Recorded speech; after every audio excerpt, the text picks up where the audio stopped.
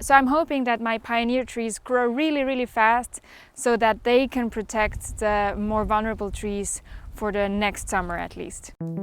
Hi, I'm Scarlett and I started a permaculture project here on the east coast of Mallorca. Follow along as I transform this derelict piece of land into a fertile food forest.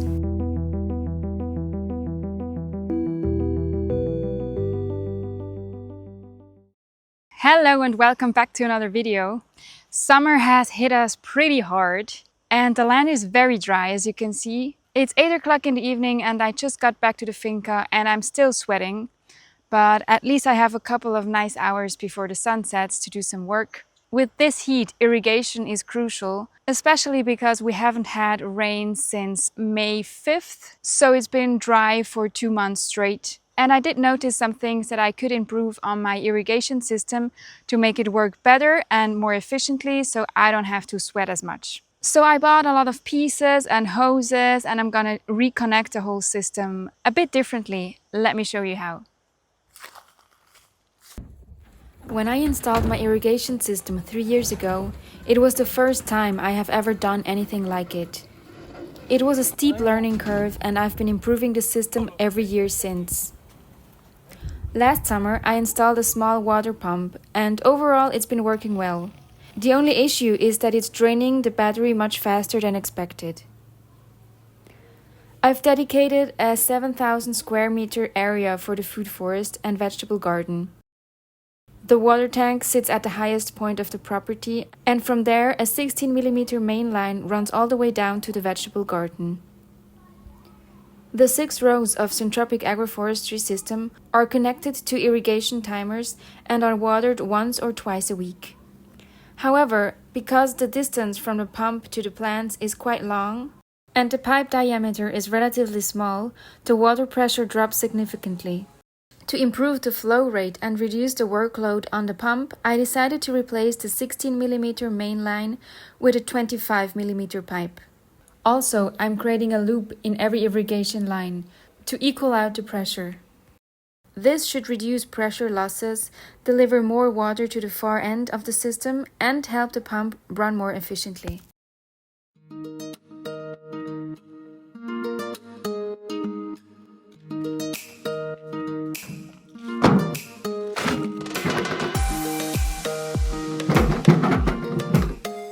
I bought a new hose of 25mm diameter for 150 meters and a ton of connectors, and I hope I got everything right. Let me feed the pigs first because they're not going to be quiet.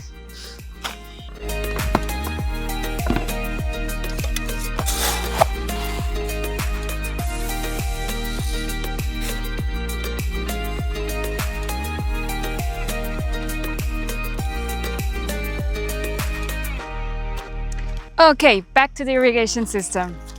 As I said, I had to buy a lot of new connections and a big part of the hose. It's quite large, the whole place, and these things are really expensive. So thanks to all of you who have made a donation recently, you're really helping this project and the plants to grow. I already laid the new pipe so it can settle in with the heat of the sun and straighten out. So now I just have to connect everything and I hope I bought the right pieces.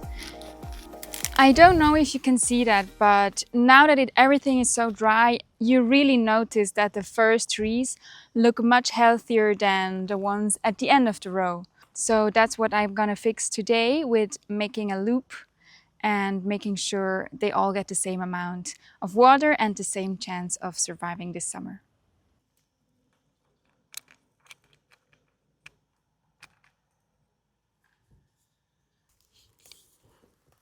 My tip to calculate all the hose you need is to use Google Earth Pro, where you can sketch a path and then see how many meters of hose line you need.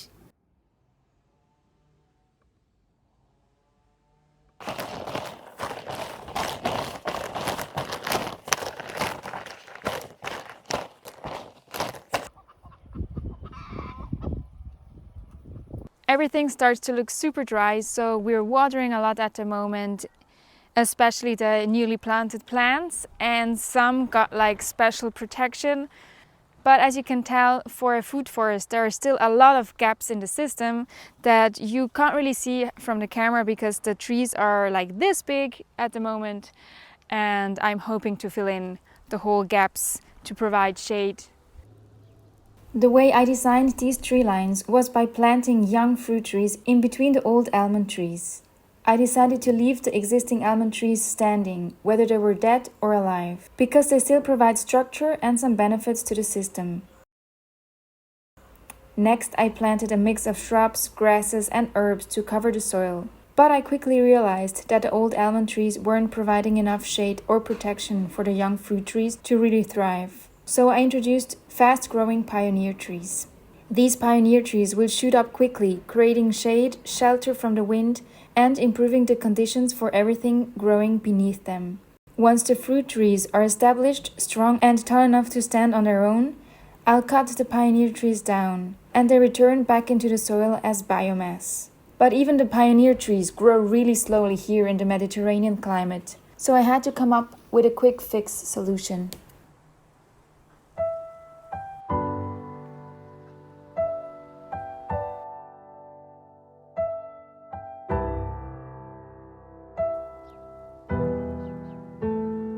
With this little kiwi plant, I had the same thing in mind, that the fig tree will protect it until it's fully grown, and then the kiwi can take over this dead part of the tree as a trellis. But it died back again, and now the fig tree is way smaller than the kiwis. So I have another plan that my volunteer Maxi is helping me to achieve. We're going to create a false canopy for our little kiwi with the branches that we're cutting from a different place.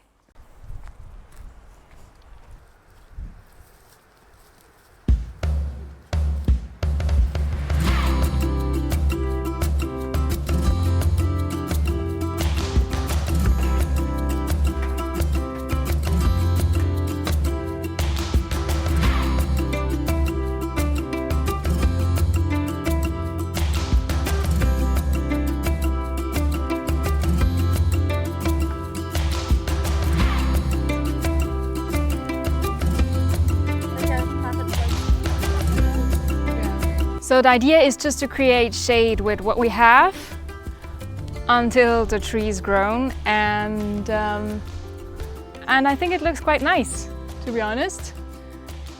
We're just using whatever we find that we usually would burn or use as mulch anyway. You can already tell that the kiwi is in almost full shade now, and I'm really hoping that it's gonna thank me one day.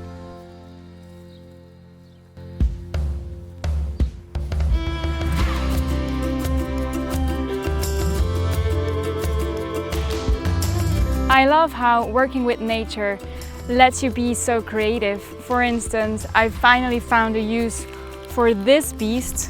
These little stingy vines are covering our forest, and they're super annoying to get rid of and also to handle because they're really, really strong, but they're perfect to keep a structure like this together.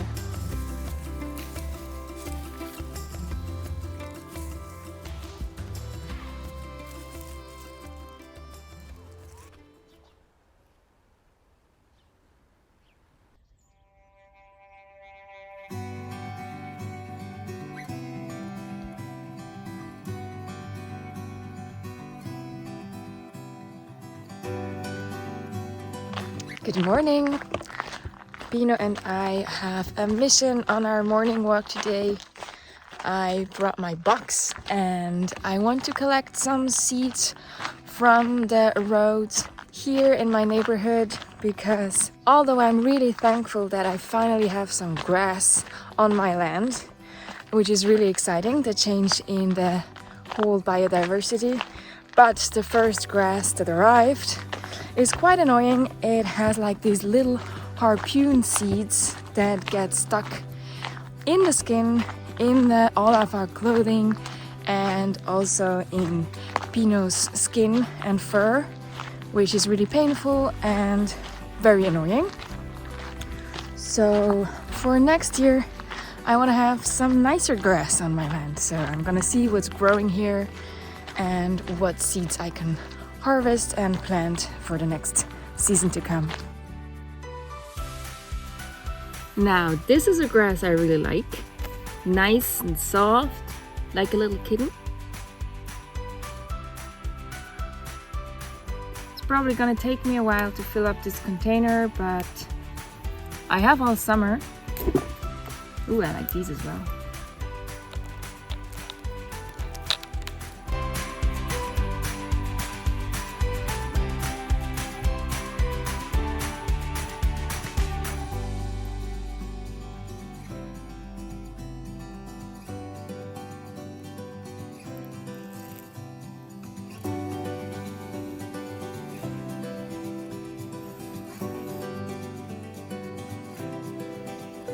Before we mowed our annoying grass, I also collected seeds from our clover that has been growing really well last winter.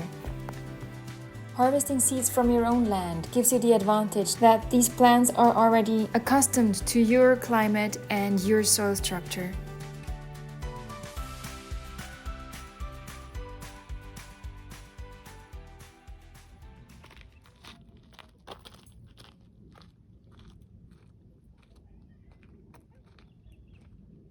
Good morning. We're on our morning walk once again, today in company of Pipa. Sometimes she's coming along, which is really cute, but a very slow walk for Pino's taste. Today is a special day because I'm hosting a workshop, Introduction to Permaculture, and I just wanted to let you guys know that I do host a couple of them every year. So if you're interested, check out my website. I'm gonna host one about food forests in 2 weeks, and then also a reading of my book in German, obviously, on my land with a guided tour of the food forest. So yeah, check it out. And let's see where Pipa is coming. Great.